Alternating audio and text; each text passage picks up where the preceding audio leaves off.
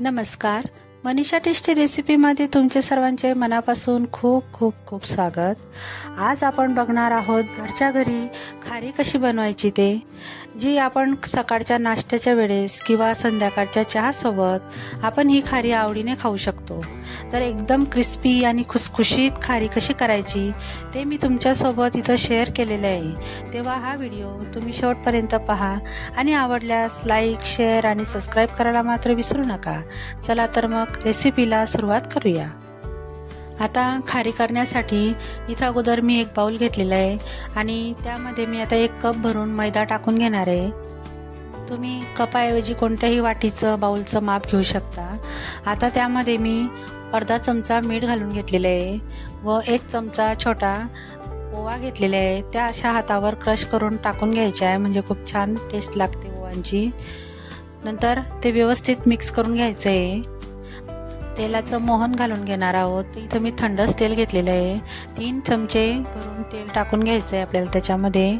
आता हे व्यवस्थित मिक्स करून घ्यायचं आहे. तेल सगळीकडे पिठाला मैद्याला लागलं पाहिजे असं मिक्स करून घ्यायचं आहे या पद्धतीने. त्यामुळे खारी एकदम खुसखुशीत आणि क्रिस्पी येते. आता त्यामध्ये आपण पाणी घालून घेणार आहोत आणि एक डो तयार करून घेणार आहोत.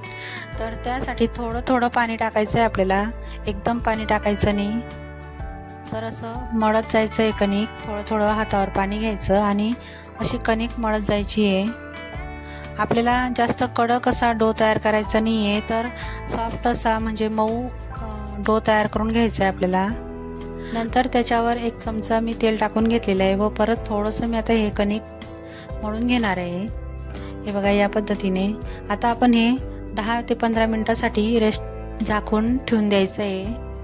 आता आपण साजूक तुपाची आणि मैद्याची पेस्ट तयार करून घेणार आहोत. साठा तयार करून घेणार आहोत आपण.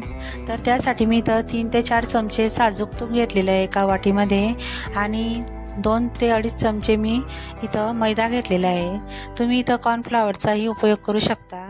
2 चमचे मैदा आणि 1 चमचा कॉर्नफ्लॉवर टाकायचं, ते व्यवस्थित पेस्ट तयार होते. 10 ते 15 मिनिटं झालेली आहे आणि इकडे बघू शकता कणिक एकदम मस्त मुरली गेलेली आहे. हे बघा एकदम मऊसूत असा गोळा तयार झालेला आहे कणकेचा. आता आपण ते लाटून घेणार आहोत. तर आता इथं खारी करण्यासाठीची जी पद्धत आहे ती मी तुम्हाला दाखवणार आहे. तर अगोदर मी सगळा गोळा असा व्यवस्थित मळून घेणार आहे 1 वेळा. नंतर तो गोळा असा व्यवस्थित गोलाकारमध्ये करून घ्यायचा आणि चाकूच्या साहाय्याने असे त्याचे 4 भाग करून घेणार आहे मी या पद्धतीने. जेव्हा आपण गोळा असा गोलाकार मळतो तेव्हा असे लेअर तयार होतात त्याचे. नंतर आता आपण एकावर एक असे ठेवून 4ही गोळे व्यवस्थित दाबून घेणार आहोत आणि ते व्यवस्थित आता असे या पद्धतीने लाटून घ्यायचे आहेत. आपल्याला जास्त लाटायचे नाही आहे, तर थोडासाच मोठा करायचा आहे आपल्याला हा गोळा. कणिक जर थोडी पाटाला चिकटत असेल तर थोडं पीठ टाकून घ्यायचं किंवा तेलही लावलं तरी चालेल. आता मी हा गोळा थोडा मोठा लाटून घेतलेला आहे या पद्धतीने. जास्तही मोठा लाटायचं नाही आपल्याला, पोळीपेक्षा लहानच लाटायचं आहे. आता मी चाकूच्या साहाय्याने असे 4 भाग करून घेतलेले आहे या पद्धतीने आणि आता आपण त्याचे असे गोळे तयार करून घेणार आहोत छोटे छोटे. तर या पद्धतीने असा गोळा तयार करून घ्यायचा आहे. हे बघा. आणि त्याचे जे वरचं टोक आहे ते असं व्यवस्थित दाबून घ्यायचं आहे, म्हणजे ते व्यवस्थित लाटले जातात. तर इथं कणकेचे 4 गोळे छोटे छोटे झालेले आहेत तयार. तर आपण ती कशी लाटायची पोळी आता ते बघणार आहोत. तर आपल्याला अगोदर असा गोळा घेऊन व्यवस्थित लाटून घ्यायचा आहे आणि आपल्याला ही पोळी बारीक लाटायची आहे, पातळ लाटायची आहे. गोळा जर असा पाटाला चिकटत असेल तर थोडंसं मैदा टाकून घ्यायचा किंवा पीठ टाकून घ्यायचं आणि एकदम बारीक पोळी व्यवस्थित लाटून घ्यायची. जेवढी तुम्ही बारीक पोळी लाटाल तेवढं खारीचे लेयर असतात ते एकदम छान येतात, जास्त पडतात. आणि आता इथं बघू शकता पोळी आपली लाटली गेलेली पूर्ण. आणि मी तुम्हाला आता पोळी दाखवते. हे बघा, हातावर घेतल्यानंतर असा तळ हात आपला पोळीमधनं दिसला पाहिजे एवढी बारीक पोळी आपल्याला लाटून घ्यायची आहे. आता याच पद्धतीने मी दुसरी पोळी ही लाटून घेणार आहे. तर अगदी बारीक जेवढी लाटता येईल तेवढी बारीक लाटायची, म्हणजे लेअर खूप छान पडतात। आणि ही पोळी सुद्धा मी त्याच पद्धतीने लाटून घेतलेली आहे आणि बारीक लाटून घेतलेली आहे। तर हिलाही मी बाजूला ठेवून घेणार आहे आणि याच पद्धतीने आता बाकीच्या पोळ्याही लाटून घेणार आहे। तर एक पोळी इथं पाटावर घेऊन मी असं त्यावर साठा आपण तयार केलेला होता तो टाकून घेते आणि तो व्यवस्थित लावून घ्यायचा आहे सगळीकडे। जेवढा साठा व्यवस्थित लावाल तेवढे लेअर एकदम छान मोकळे होतात आणि खारी मस्त फुलते तेलामध्ये। तर आता हा साठा लावून झालेला आहे। त्यावर मी आता थोडंसं मैदा टाकून घेतलेला आहे, म्हणजे लेअर फार छान पडतात। आता त्यावर दुसरी शीट आपण तयार केलेली होती पोळीची ती ठेवून घेतलेली आहे व त्यावरही मी याच पद्धतीने साठा टाकून घेणार आहे मैद्याचा। व्यवस्थित सगळीकडे असा साठा लावून घ्यायचा आहे, पसरवून घ्यायचा आहे, म्हणजे खारी करताना एकदम व्यवस्थित अशी फुलते ती। आता परत त्यावर मी थोडासा मैदा टाकून घेणार आहे। हे बघा असं सगळीकडे टाकून घ्यायचं, म्हणजे लेअर फार छान पडतात खारीचे। आता एका बाजूने पोळीची शीट अशी दुमडून घ्यायची आहे आणि त्यावर असा मैद्याचा साठा लावून घ्यायचा आहे। नंतर त्यावर थोडंसं मैदा आपण टाकून घ्यायचा आहे असा वरतून, हे बघा या पद्धतीने। नंतर दुसऱ्या बाजूची जी शीट आहे ती त्यावर दुमडून घ्यायची आहे, म्हणजे एकमेकांवर अशी ही घडी घालून घ्यायची आहे। आता नंतर त्यावरही मी थोडासा साठा लावून घेणार आहे मैद्याचा आणि व्यवस्थित पसरवून घेणार आहे। नंतर त्यावरही मी मैदा टाकून घेणार आहे। नंतर उरलेल्या दोन्ही बाजूंच्या शीट असतात, टोक असतात, ते एकमेकांवर दुमडून घ्यायचे आहेत, हे बघा या पद्धतीने, आणि अशी घडी घालून घ्यायची आहे। आता याच पद्धतीने मी दुसरी राहिलेल्या 2 शीटांची घडी घालून घेणार आहे। हे बघा या पद्धतीने अशी फोल्ड करून घ्यायचे। साठाही व्यवस्थित लावायचा आणि मैदाही व्यवस्थित टाकून घ्यायचा त्यावर आणि अशी शीटची घडी करून घ्यायची। आता मी अगोदर पहिली जी शीट तयार केलेली होती तिची घडी करून घेतलेली होती ती लाटून घेणार आहे। तर चौकटी शेपमध्येच मी ही शीट लाटून घेणार आहे। हे बघा या पद्धतीने। आपल्याला ही शीट जास्त बारीक लाटायची नाही, तर जाड सरस ठेवायची आहे। आयताकृती किंवा चौकटी आकारामध्ये ही शीट लाटून घ्यायची आहे। हे बघा आता मी व्यवस्थित लाटून घेतलेली आहे, मी जास्त बारीक लाटलेली नाहीये।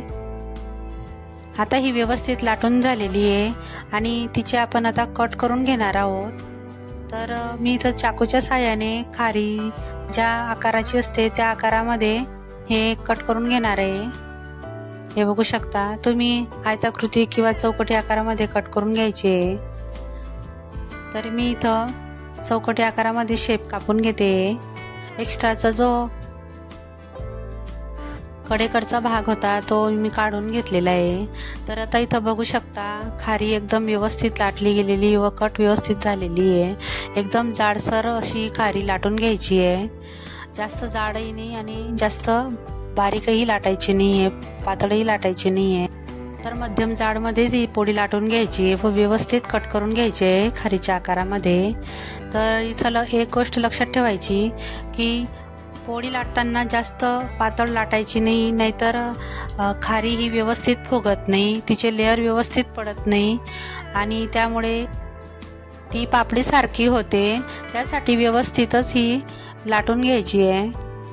आता हे बघा मी दुसरी शीटही या पद्धतीनेच व्यवस्थित कट करून घेते आणि जाडी बघू शकता तुम्ही एकसारखी आलेली आहे। आता एका प्लेटमध्ये मी हे सगळे खारीचे जे स्लाइस आहेत ते काढून घेते। आता आपल्याला खारी तळून घ्यायची, त्यासाठी मी कढईमध्ये तेल गरम करायला घेतलेलं आहे। तेल आपल्याला जास्त कडक गरम करायचं नाहीये, तर तेल थोडंसं गरम झाल्यावर लगेचच आपल्याला खारी यामध्ये सोडायची आहे। तर एक एक करत मी अशी खारी टाकून घेते।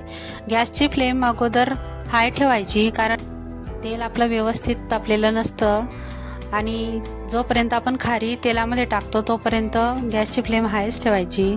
नंतर 1 ते 2 मिनिटांनंतर जेव्हा आपण खारी पलटवतो तिला, तेव्हा आपण गॅसची फ्लेम लो करून घ्यायची आहे। नंतर परत 1 ते 2 मिनिटं खारी अशीच एका बाजूने तळून घ्यायची नंतर तिला पलटवायची, तेव्हा गॅसची फ्लेम परत मीडियम करून घ्यायची, हाय करायची नाही आहे. आणि मीडियम फ्लेमवर त्याला व्यवस्थित तळून घ्यायची आहे. याच पद्धतीने लो ते मीडियम फ्लेमवर ही खारी व्यवस्थित तळून घ्यायची आहे, म्हणजे तेलाचं टेम्परेचर हे व्यवस्थित राहतं. आता बघू शकता खारीला एकदम व्यवस्थित गोल्डन कलर आलेला आहे, म्हणजे आपली खारी तळली गेलेली व्यवस्थित. आणि तिचे लेअरही बघू शकता किती छान आलेले आहेत, एकदम सुटसुटीत आणि मोकळी अशी झालेली आहे. आता खारी तळून झालेली आहे. मी सगळी खारी आता एका झाऱ्यावर काढून घेणार आहे. बघू शकता लेअर किती छान आलेले आहेत. आता व्यवस्थित हे तेल नितरवून घ्यायचं आहे आपल्याला.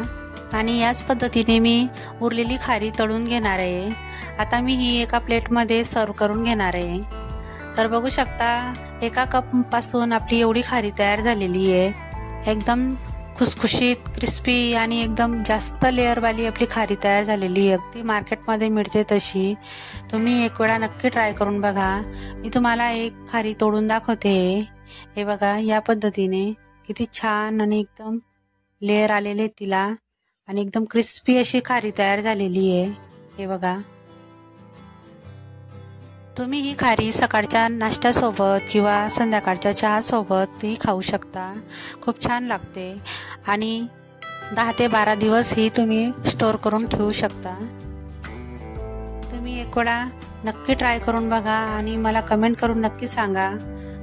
तुम्हाला जर माझे व्हिडिओ आवडत असतील तर प्लीज माझ्या चॅनलला लाईक करा, शेअर करा आणि सबस्क्राईब करायला मात्र विसरू नका. चला तर मग पुन्हा भेटूया अशाच एक नवीन रेसिपीसोबत. तोपर्यंत मस्त खा आणि स्वस्त राहा.